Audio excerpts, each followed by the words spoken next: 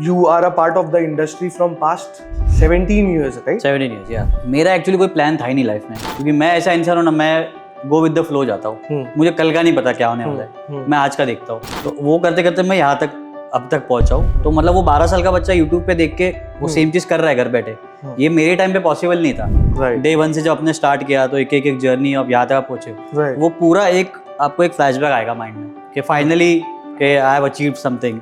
तो वैसी ही फीलिंग मुझे आ रही है। गाइस वेलकम टू स्पॉटली, और आज है हमारा पहला एपिसोड जिसमें हमारे सबसे स्पेशल गेस्ट, मेरा दोस्त, मेरा भाई DJ Ruchir. Bro, welcome to स्पॉटली।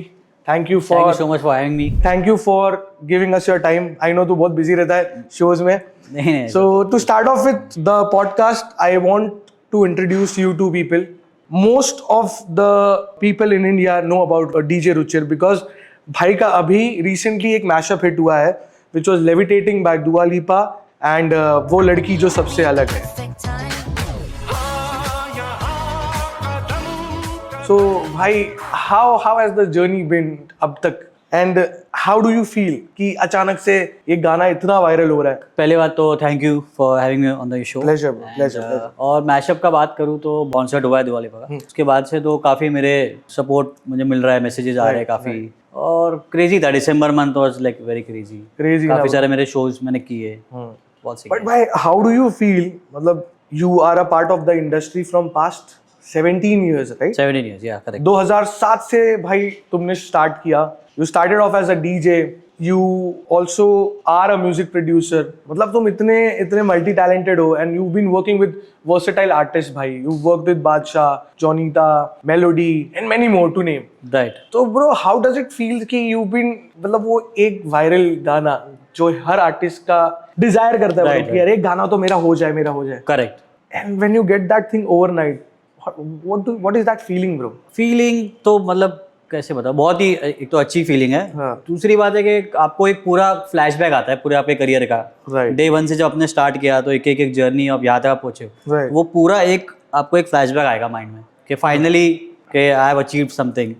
तो वैसी ही फीलिंग मुझे आ रही थी। When you were making that mashup, तेरे को आइडिया था कि ब्रो ऐसा बूम होने वाला ये चीज? मेरे को बिल्कुल आइडिया नहीं था, है ना? मतलब मुझे पता था कि सुन के अच्छा तो लग रहा है कि ये बहुत अच्छा मैशअप बना है, चलेगा कि नहीं इतना मुझे कोई आइडिया नहीं था। बट इसका स्टोरी क्या है, मतलब हाउ डिड दैट हैपन? मतलब ये वायरल कैसे हुआ ब्रो? ये कोई रील चली गई थी या किसी? हाँ, राइट। तो इसका स्टोरी है, मैंने सबसे पहले मैंने बनाया था 2021 में। अच्छा, 21 में बनाया था? 3 साल पुराना ये मैशअप है। और तो मैंने उसको पोस्ट किया था रील्स पे, 1 साल तक तो वो चला नहीं। तो उसका एक्चुअली उसमें मेरे से मिस्टेक ये हो गई थी कि मैंने जो लेविटेटिंग वाला पार्ट था वो बड़ा थोड़ा लंबा ले लिया था। हाँ. और रील्स पे जब आप डालते हो, जब आप स्टोरी में शेयर करो तो 15 सेकंड्स के लिए होता है। राइट, 15 सेकंड्स के अंदर आपका ट्रांजिशन आना चाहिए, तो वो नहीं चलता है। तो वो मेरे से मिस्टेक हुई, तो स्टोरी खत्म हो जाती थी, तो लोगों को पता ही नहीं था कि ये गाना भी है, क्योंकि अटेंशन स्पैन कम है। फिर 1 साल के बाद मेरी एक फ्रेंड है श्रुति बख्शी, बहुत ही फेमस एक इन्फ्लुएंसर है। तो उसने मुझे कहा कि आप इसको भैया छोटा कर दो थोड़ा और इसको वापस री अपलोड करो, तो मैं इसको रील बना के इसको करूंगी पोस्ट। राइट. तो फिर ये चल सकता है अच्छा। तो फिर उन्होंने वो पोस्ट की नेक्स्ट ईयर 2022 में दिवाली के टाइम। अच्छा, 1 साल बाद उन्होंने 1 साल बाद मैंने री अपलोड की। राइट. फिर उसने पोस्ट किया, तो तब जाके वो फिर लोगों ने और रील्स बनाने लग गए। ऐसे करते करते उस पे लाखों रील्स मतलब बन गए। बट भाई क्या बूम हुआ यार अचानक से। मैं उठ रहा हूँ सुबह और देख रहा हूँ तो वहां पे हर जगह वो गाना है। मतलब इवन दुआ लिपा आई थी तो she performed on that track bro. Correct. And Abhijeet Bhattacharya sir ने भी उस पे बात किया। He has admired your work. उन्होंने सपोर्ट किया। मैंने देखा है कि वो बोल रहे कि you should also get the credit. उनका मुझे कॉल भी आया था पर्सनली। क्या बात कर रहा है? हाँ, उन्होंने मेरा नंबर कहीं से लेके मुझे कॉल किया, डायरेक्ट फोन किया। क्या बोले? तो वही बोले कि अच्छा किया ये वो ऐसा। तो काफी मतलब उन्होंने तारीफ की। और बोले कि अभी और भी गाने हैं तो हम कर सकते हैं साथ में काम। तो मैं looking forward to work with him bro. मतलब एक डोर और खुल गया यार। बिल्कुल। पीपल, आई एम श्योर कि इस मैशअप के बाद लोगों को और तू विजिबल हो गया होगा। करेक्ट। इंडस्ट्री में इतने साल काम करने के बाद भी ब्रो। राइट। मेरे पास बहुत सवाल है ओके तुझसे पूछने के लिए, क्योंकि हम लोग काफी टाइम से ऐसे बैठे नहीं, बात नहीं किए। तो भाई, ये जो तूने डीजेइंग करियर शुरू किया था, तो ये सच में तेरा पैशन था या तेरे को किसी कॉर्पोरेट जॉब करना नहीं था, इससे भागना था, इसके लिए तूने किया? तो मेरा स्टोरी ऐसा है कि इसमें मैं बोल सकता हूँ कि जैसे मेरी जो मदर है वो क्लासिकली ट्रेंड सिंगर है। तो उन्होंने बचपन में काफ़ी वो ट्रेनिंग ली थी क्लासिकल सिंगर की, तो मेरे अंदर एक बाय ब्लड बोल सकते हैं कि थोड़ा बहुत तो म्यूज़िक था ही। और मेरे दादाजी भी करते थे हारमोनियम प्ले, मैं देखा था बचपन में, तो थोड़ा बहुत तो म्यूजिकलिटी थी मेरे अंदर। फिर जब मैं 10th स्टैंडर्ड में था तो मेरा एक फ्रेंड था गौरव, हाँ Yeah, I know तो him, I know. गौरव का जो भाई है Vicky, so he was a DJ at that time. तो गौरव ने मुझे बोला कि मेरे पास कंप्यूटर था तब घर पे, तो भाई ऐसा ऐसा है, मुझे सीडी बनानी है, तो ऐसा, तो 10th स्टैंडर्ड की बात है। मैं बोला ठीक है, मैं बना के दे दूंगा, लेकिन मेरी कंडीशन है कि मैं भी आऊंगा इवेंट पे, शो पे, मुझे भी देखना है कैसे होता है। तो फिर वैसे मैंने सीडी बनाई और एक सेम फाइल मैंने अपने लिए भी बनाई। ऐसे तब मैंने सोचा नहीं था डीजे बनने का, बट ऐसे तूने सोचा कि यार मैं ऐसे कलेक्शन, एक कूल लगता था वो सीडी का एक जो केस होता है, आई नो, पहले अपन ऐसे उठाते पूरा बैग लेके, हाँ राइट। तो वो मेरे मम्मी ने मुझे दिए थे 800 रुपीज, जैसे मेरा करियर स्टार्ट हुआ था। 200 की वो फाइल आती थी, 6 रुपीज की एक सीडी आती थी, 100 सीडी और 200, 800 रुपीज में मैंने मेरा पूरा करियर स्टार्ट किया। तो वैसे मैं फिर जाता था शोज पे, फिर मैंने देखा कैसे क्या होता है वैसे। फिर उस टाइम ऑर्कुट वगैरह सोशल मीडिया भी थी, तो मैंने और डीजेस को मैं रिक्वेस्ट भेजता था, मैं देखता था वो क्या कर रहे हैं। तो ऐसे करते करते मेरे काफी डीजे दोस्त बने। फिर मैं प्रॉपरली इंडस्ट्री में 1-2 साल में घुस चुका था।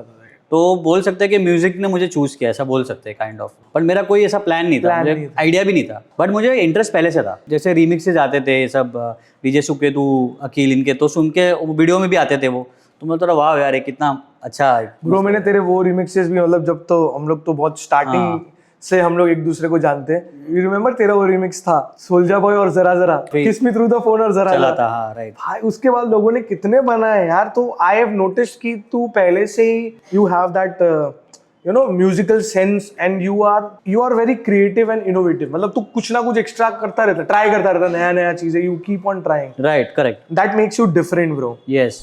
सो bro, coming up to the next point is कि तेरे को सबसे वियर्ड सॉन्ग रिक्वेस्ट कौन सा मिला है ऐसा व्हेन यू हैव कोई शो पे तू बजा रहा है? बहुत सारे आते हैं, मतलब जैसे फॉर एग्जांपल जैसे कुछ इवेंट्स होते हैं वहाँ पे तुम कुछ गाने नहीं प्ले कर सकते, तो जैसे रिस्ट्रिक्शंस होती है या कुछ होता है, तो जैसे फॉर एग्जांपल भोजपुरी गाने हो गए, मैं खुद भी सुनता हूँ, डिस्क्लेमर, मैं खुद भी यूपी, मराठी गाने हो गए या कुछ भी हो गए, तो वैसे कुछ आ जाते हैं रिक्वेस्ट के। मतलब वो प्ले करना एक टाइमिंग होता है कि जब ऑलरेडी पार्टी एकदम पीक पे हो तब तुम वो प्ले कर सकते हो, तुम स्टार्टिंग में नहीं कर सकते। वो कभी कभी आ जाते हैं कि अभी बजाओ, ये बजाओ, तो वो बहुत वैसा होता है। तो तूने प्ले किया है, बट ऐसा जब भी कुछ होता है कुछ टाइम कुछ मोमेंट ऐसे होते हैं जहाँ पे वो करना पड़ता है प्ले, नहीं तो फिर बड़ा डेंजरस सिचुएशन हो सकती है। I have seen as an audience also, और मैं खुद भी डीजे रहा हूँ, तो आई हैव सीन की पब्लिक दारू पी के ना भाई बहुत परेशान करती है, सबसे डीजे को सबसे ज्यादा परेशान करती है, राइट। हाँ, आएंगे फोन लेकर अपने रिक्वेस्ट डाल रहे हैं, कोई ऑक्स लगा रहा है, कोई पेन ड्राइव कर रहा है। भाई how do you deal with that? मतलब वो पेशेंस उतना कैसे, how do you deal with it? वो अब ऐसा हो गया ना कि अब आदत हो गई है उस चीज़ की। पहले बहुत इरिटेट होता था, अब हमको भी पता है कि ये भी बंदा ड्रंक है या जो भी है, अभी इसको फिर उसको समझाते हैं, या तो सबसे बेस्ट मैं जो होस्ट होता है पार्टी का उसको बोलता हूँ भाई इनको आप संभालो या तो मैं अपने हिसाब से संभाल लूंगा। तो बोलते नहीं हमारे ऐसा, फिर करके मोस्ट ऑफ द टाइम वो निकल जाते। कभी कभी नहीं जाते तो मैं बजा देता हूँ, ठीक है लो भाई सुन लो। और जब ऐसे कोई टिप विप देता है तो भाई how do you deal with? मैं तो बोलता भाई मुझे मत दो भाई टिप, मुझे ऑलरेडी पैसे मिल रहे हैं प्ले करने के।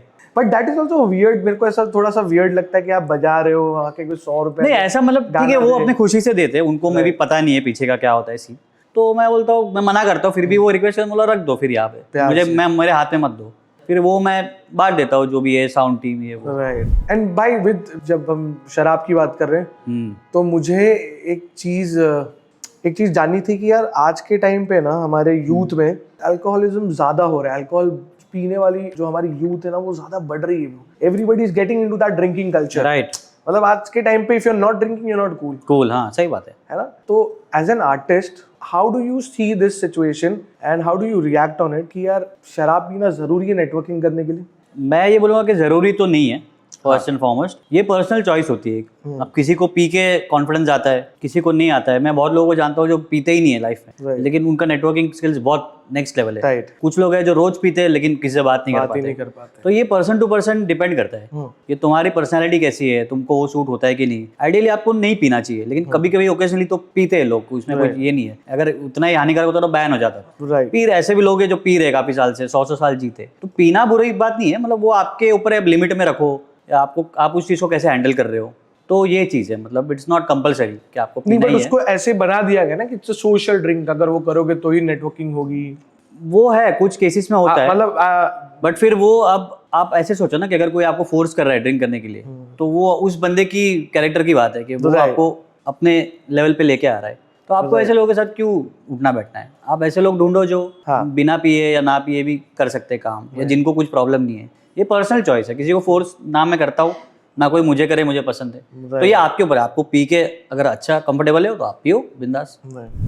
Coming back to the point कि यार तू इतने साल से you are part of the industry और तूने इतने बड़े बड़े गाने किए, मतलब और इतने बड़े बड़े आर्टिस्ट के साथ काम किया है, whether it is directors, music directors, singers, तो who is the most interesting artist और डायरेक्टर यू वर्कड अलोंग? ऐसे तो अगर मैं ऑनेस्टली बोलूँ तो मेरे ऐसे किसी के साथ काम नहीं किया इसके साथ मुझे बहुत ऐसा कुछ out of the box experience मिला है, क्योंकि जनरली ट्रेंड ऐसा है कि जो चल रहा है वही कर रहे हैं लोग। आउट ऑफ द बॉक्स बहुत कम लोग कर रहे हैं, तो मेरी ऐसी कोशिश रहती है कि मैं खुद कुछ आउट ऑफ द बॉक्स करूँ। बट वही है कि ऐसा कुछ मेजर एक्सपीरियंस तो नहीं रहा, बट हाँ मतलब नॉर्मल एक होते हैं बेसिक।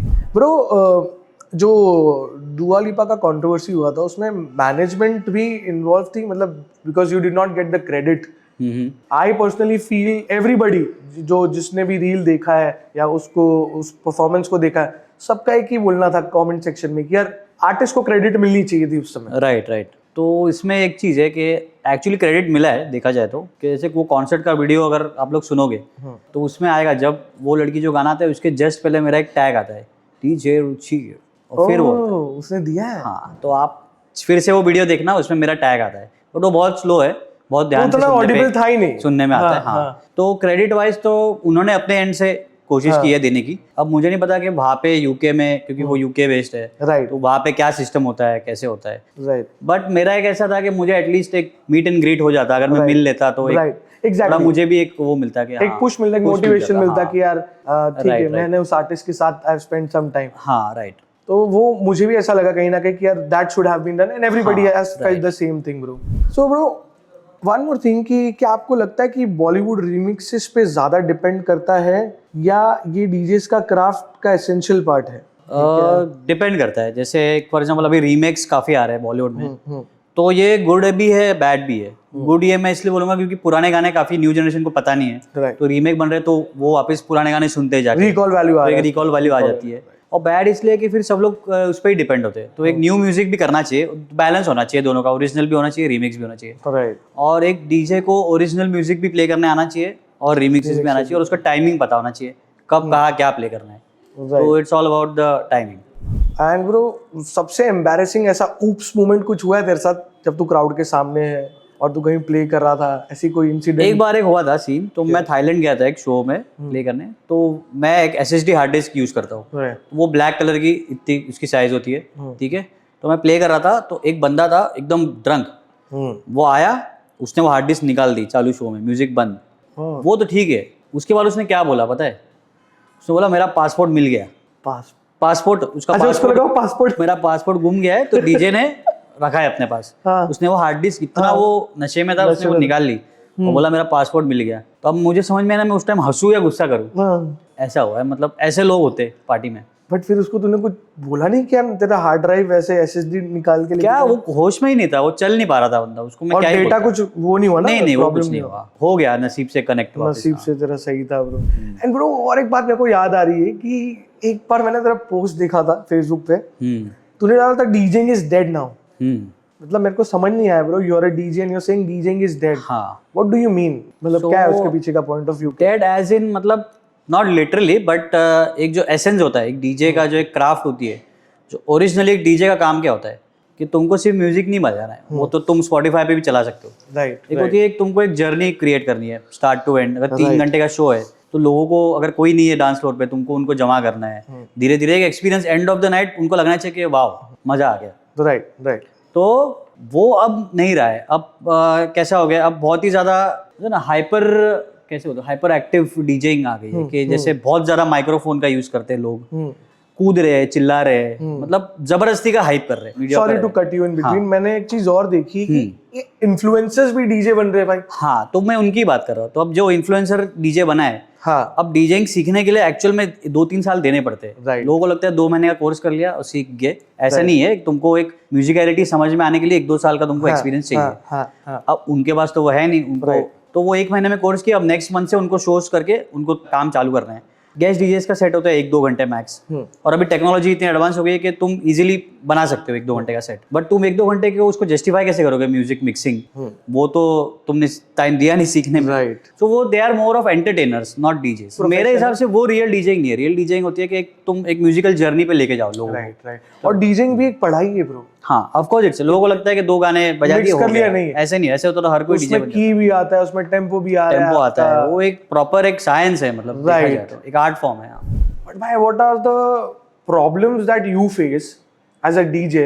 चलो आपके पास तो मैनेजमेंट है, बट व्हाट इफ एक नया आर्टिस्ट, एक नया डीजे जब वो जाता है मार्केट में, क्या उसको उसका प्रॉपर वैल्यू मिलता है? एंड क्या वो प्रॉपर सही जगह पर पहुंच पा रहा है? मतलब do you think it's very difficult right Yeah. Now to reach like, क्योंकि इतने डीजेज हो गए बट इवेंट्स भी उतने हो रहे हैं। राइट बट अब सवाल है कि इन दोनों को कनेक्ट कौन करेगा, कैसे करेगा? आर्टिस्ट है अच्छे, लेकिन उनको डिस्कवर कैसे करे? राइट और अगर आर्टिस्ट को लोकेशन या क्लब्स डिस्कवर करने हैं इवेंट्स की, तो वो Right. कैसे करे? राइट। तो वो एक प्रॉब्लम तो है इस time. So you know, for that is the reason हमने ये प्लेटफॉर्म क्रिएट किया है। Correct, Spotlight. right. You know about it, right? Yes, कि of यार, course. ये एक ऐसा प्लेटफॉर्म है जो आपको सही जगह पर सही समय पर पहुंचा सकता है। You will reach to a verified person. आपके साथ धोखेबाजी हो रही थी, मीडिएटरशिप हो रही थी, वो खत्म। बिल्कुल बिल्कुल। एंड इसकी वजह से मेजर प्रॉब्लम्स हो जाते हैं, आपके पेमेंट्स अटक जाते हैं क्योंकि आप सही इंसान से डील नहीं कर रहे हो। बिल्कुल बिल्कुल। तो Scams आई एम होते हैं श्योर काफी, तुम्हारे साथ हाँ। बहुत स्कैम्स हुए होंगे ब्रो। कुछ मेरे साथ हुए, काफी लोगों के साथ हुए, लाखों रुपयों के लोग हैं, मतलब हर साल ही होते हैं स्कैम्स, मेरे साथ भी होते हैं। तो वो एक पार्ट ऑफ द गेम है, बट उसको अगर हम एलिमिनेट कर सके तो बहुत बेस्ट हो जाए। That is the reason we have created Spotly. यहाँ पर यू डोंट हैव टू, आप किसी गलत जगह पर या किसी गलत इंसान से नहीं मिलेंगे। You will meet the right person at the right time and according to your requirement. Correct. So that is one of the reason we have created Spotly. Coming back to the point भाई कि यार तुम्हारे life में music के अलावा, like apart from music, what are the things that you like to do when you are in your space, when you're not playing music or making music? What do you like to do? तो मेरे को books पढ़ना पसंद है, हाँ movies वगैरह देख लेता हूँ, हाँ। एनिमे देखता हूँ, यही सब है, बेसिक ही है, मतलब Basic चीजें एकदम। वैसा आउट ऑफ द और बॉक्स। क्रिकेट भूल गया तो क्रिकेट भी बहुत खेलता है। क्रिकेट, हाँ क्रिकेट अभी रिसेंटली 1-2 साल में स्टार्ट किया है, टर्फ क्रिकेट। Right right. और ये भी है कि न्यू जनरेशन पूरा टाइम फोन में रहती है, फिजिकल एक्टिविटी बिल्कुल नहीं है। तो मैंने देखा है कि 20-20 साल 22 साल के बंदे 3 फ्लोर चढ़ने में पड़ जाती है उनकी। तो मैं यही एडवाइस करूंगा कि थोड़ा फिजिकल एक्टिविटी रखो, थोड़ा वीक में 1-2 बार जाओ खेलने वाले। और ब्रो अगर तू डीजे नहीं होता तो तेरा प्लान भी क्या होता? मेरा एक्चुअली कोई प्लान था ही नहीं लाइफ में, क्योंकि मैं ऐसा इंसान हूँ ना, मैं गो विद द फ्लो जाता हूँ। मुझे कल का नहीं पता क्या होने वाला है, मैं आज का देखता हूँ। तो वो करते करते मैं यहाँ तक अब तक पहुंचा हूँ। बट मेरे हिसाब से मैं पता नहीं कोई कॉर्पोरेट जॉब ही कर रहा होता, मतलब हाँ मैंने 3D एनिमेशन का कोर्स भी किया था 10th स्टैंडर्ड के बाद। 3D animation? हाँ 3D एनिमेशन था, माया बोल के एक सॉफ्टवेयर आता है, और एडोब प्रीमियर प्रो और आफ्टर इफेक्ट्स। तो उस टाइम पे मैंने सीखा था वो, अब तो मैं भूल गया वो सब। बट ग्रेट ब्रो, मतलब आई एम सो हैप्पी कि बिकॉज आई नो यू, मतलब हम लोग ने हम बहुत सालों से एक दूसरे को जानते हैं। एंड मैं हर वक्त यही सोचता था कि यार नहीं, रुचिर का एक चीज वायरल होनी चाहिए and it happened, that's what it happened. और ऐसा हुआ ना कि भाई बहुत खतरनाक फटा है ना, सबके जुबान पे वो गाना था, सब ने, बड़े से बड़ा सेलिब्रिटी ने बनाया bro. Right everybody was on that track. भाई मेरे को एक बात बताओ कि व्हाट डू यू थिंक यार स्पॉटली डीजेस के लिए कितना बेनिफिशियल होगा as a DJ, if I ask you? काफी बेनिफिशियल हो सकता है। सबसे पहले तो आपको एक वेरिफिकेशन एक मिल जाएगी कि if you are on Spotly that means you are verified, right, you are an official Spotly artist. तो ऑर्गेनाइजर्स को काफी इजी हो जाएगा आपको मतलब हायर करने में। और आपका जैसे उसमें सब कुछ आता है, आप पूरे प्रोफाइल बना सकते हो, वीडियोज ये वो सब कुछ। तो वो एक काफी बेनिफिशियल एक प्लेटफॉर्म हो सकता है डीजेस के लिए। तो whenever it is like it will launch, you should register and should tie up with Spotly. And to the organizers also, I would like suggest to check out the app. It will be out soon. Will be out by let's say March. Yeah. So आप अपना phone निकाल के ready रखना जिस दिन। But आप लोग अभी भी हमारी वेट लिस्ट ज्वाइन करिए। हाँ, क्योंकि हमने सिर्फ और सिर्फ एक्सक्लूसिव मेंबर्स के लिए वो रखा है, ऐसा प्लेटफॉर्म जहाँ पे आपकी सारी जरूरत की चीजें आपको एक ही प्लेटफॉर्म पर मिल रही है। So guys, do not forget to subscribe Spotly and to follow us on Instagram. Coming back to the question कि bro, do you think कि industry evolve हुई है over the time and अगर if you think so, तो वो better way में हुई है या फिर कि किसी गलत वे में हुई? गलत वे में। इसका मैं आंसर ये दूंगा आपको कि दोनों, गुड एंड बैड। गुड इसलिए क्योंकि टेक्नोलॉजी इतनी आगे बढ़ गई है, अब बहुत कुछ ईजी है, एक्सेसिबल है सीखना। फॉर एग्जाम्पल किसी को अगर डीजे बनना है आज, तो वो एक मंथ में सीख सकता है घर पे बैठे बैठे इजीली। कैसे हाँ, कर तो एक तो यूट्यूब पे आपको काफ़ी सारे ट्यूटोरियल्स मिल जाएंगे, हर चीज़ आप सीख सकते हो यूट्यूब से। और डीजेइंग करने के लिए पहले जो कंसोल आते थे वो काफ़ी महंगे आते थे Right. और एक लिमिटेड एक वो होता था सिलेक्शन।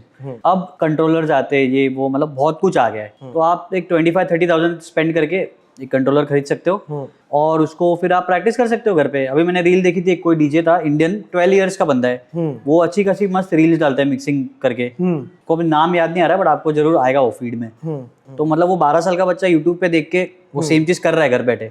ये मेरे टाइम पे पॉसिबल नहीं था, क्योंकि मेरे टाइम पे अगर आपको डीजे बना तो आपको एकेडमी ज्वाइन करनी पड़ती थी, क्योंकि कंसोल खरीदना बहुत मुश्किल था उस टाइम और सीखना भी मुश्किल था। यूट्यूब पे बहुत लिमिटेड वीडियोस थे, अब काफी इजी हो गया है। बट इसका नुकसान ये है कि अब हर चीज टेकन फॉर ग्रांटेड ले रहे लोग कि इजीली सीख लिया तो उस चीज की वैल्यू नहीं है। लोग, मैं जिस टाइम पे सीखा, जो मेरे पुराने डीजे तो हमको 1-1, 2-2 साल लग गए भाई चीज को प्रॉपर्ली मास्टर करने में, क्योंकि कंसोल कब मिलता था, जब शो हो, उसके 15 मिनट 1 घंटे पहले पहुंचो, थोड़ा प्रैक्टिस करो, तो वो था प्रोसीजर। अब तो घर बैठे आप सीख सकते हो, तो ये चेंज हुआ है। तो इसलिए लोग बहुत उसको लाइटली लेते हैं कि हाँ ये तो ईजी है, तो मैं सीख गया एक दिन में। तो वैसा नहीं है। बट तेरा सबसे पहला प्लेयर कौन सा था जिस पे तूने यू स्टार्टेड प्लेइंग? मेरा सबसे पहला प्लेयर था Denon 4000। And now where are we, मतलब अभी हम किस जगह पे पहुंच चुके, कौन से मॉडल पे आ गए? अभी डेनन के तो नए मॉडल्स आए, बट डेनन को ज्यादा यूज नहीं करता। तो अभी पायनियर के मोस्टली ज्यादा चलते हैं। तो पायनियर में मेरा फर्स्ट था CDJ 200। CDJ 200 200 पे मैंने उसमें किया था, 100 200 दोनों पे मैंने प्ले किया है। हाँ। फिर 400 आया, फिर 800, नहीं 400 एक्चुअली बाद में, 800 आया, 1000, 2000 नेक्सस 2000, और फिर अभी 3000 लेटेस्ट है, CDJ 3000, जो मतलब सबसे एडवांस प्लेयर बोल सकते हो उसको। एंड डू यू थिंक इतना अगर आपको डीजे बनना है तो do we really need to invest money और we need a real platform? पैसा इन्वेस्ट करना इंपॉर्टेंट है या एक सही प्लेटफॉर्म पर जाना इंपॉर्टेंट है? पैसा थोड़ा बहुत तो इन्वेस्ट करना ही पड़ता है हर फील्ड में, लेकिन अच्छा प्लेटफॉर्म ज्यादा इंपॉर्टेंट है, क्योंकि आप इन्वेस्ट करके फायदा क्या आपका, अगर कोई आपको प्लेटफॉर्म ही नहीं है आपके पास। So to be on the right platform at the right time, that is why we have created Spotly. Yes. चलो एक जल्दी से ना एक रैपिड फायर खेलते हैं ब्रो। तो जानते हैं डीजे रुचिर का फेवरेट मूवी कौन सी है? फेवरेट मूवी या बॉलीवुड या हॉलीवुड? बॉलीवुड। बॉलीवुड मूवी मेरी फेवरेट है बादशाह। बादशाह, तभी तूने वो गाना उठाया ना। हाँ।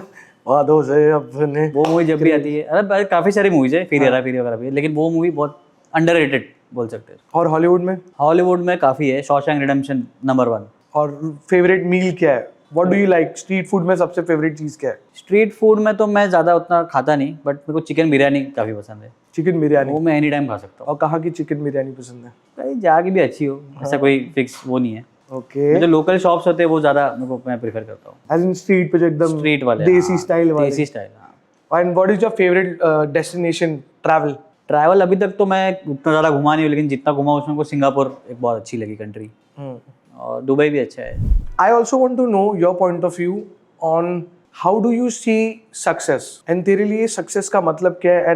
And are you successful now? अभी do you feel successful? अभी तो मुझे ऐसा फील हो नहीं रहा है, but I am on the way to be successful. So एक स्टेपिंग स्टोन मुझे जो चाहिए था वो मिल गया है। Right. अब आगे देखते हैं। मेरे हिसाब, मेरे लिए पर्सनली सक्सेस ये है कि अगर if you achieve in something in life which makes you happy, तो that means you are successful. अब लोगों के अलग अलग टर्म होते हैं, किसी के लिए बहुत पैसा कमाना सक्सेसफुल होता है, Right. किसी के लिए बहुत फेमस होना सक्सेसफुल होता है। तो ये पर्सन टू पर्सन डिपेंड करता है। तो वो मेरे लिए ऐसा है कि मेरे लिए वो एक्सटर्नल चीज़ें उतनी मैटर नहीं करती, मेरे लिए कि मैं अंदर से कैसे फील कर रहा हूँ। एक फिलोसॉफी है स्टोइसिज्म, जो मैं फॉलो करता हूँ।